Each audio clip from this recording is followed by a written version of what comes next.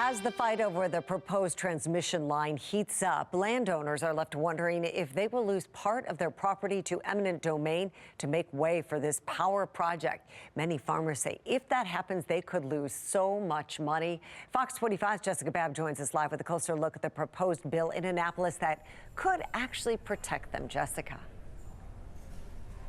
Yeah, so this bill is being proposed by Baltimore County Delegate Nino Mangione, and it could essentially help many landowners at the negotiation table if eminent domain does come into play. It would mean many farmers could get 3 times more than what their property appraises for, which could help them with future losses.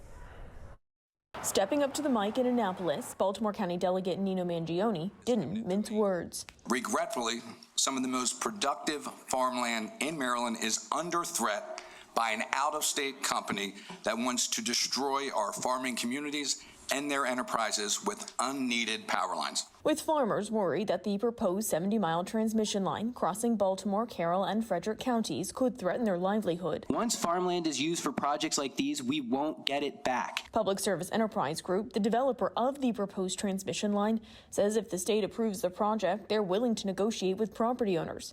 But landowners have told me they're worried they'll be hung out to dry, not only for the property they could lose, but also from lost crops and income. How big is PSEG's budget to negotiate with homeowners? I'm not prepared to disclose the specific amount, but what I will say, if market value says a certain amount, we are certainly willing to pay that amount. And while they say they don't want to use eminent domain, if property owners don't agree, that could be a reality. And that's where this bill proposed by Nino Mangione comes in. This bill is very simple. It provides for the protection of Maryland's farmland if it is taken in condemnation proceeding, otherwise known as eminent domain. Mangione says the bill adds a 350% premium to the highest appraisal of farmland taken by the eminent domain process. A premium, he argues, recognizes the value of the land and those who manage it. We must also never forget that it is this farmland that feeds Marylanders and the farmers that feed America by providing the food that we eat. And while the fiscal note attached to this bill acknowledges that if the cost of acquiring properties goes up, it could increase the cost of the project, which could then be passed on through electricity prices. Mangione, who has argued this energy project won't benefit Maryland, says, "We owe it to our farming community and the people who work in the farming industry to provide these protections." Across the street in the Senate, Senator Benjamin Brooks, representing Baltimore County, is leading the way on another bill, which would prevent land protected in agricultural or conservation easements from being taken through eminent domain.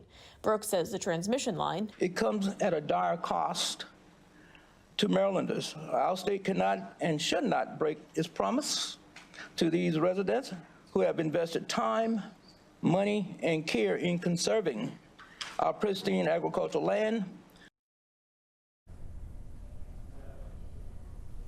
And lawmakers are making a big push this session. Other bills related to utility company transparency and data center impacts were also heard in the committees today. Live in Annapolis, Jessica Babb, Fox 45 News. I'm Kai Jackson. Thank you for watching. Here's another video to watch. Also, please take a moment to subscribe to our channel.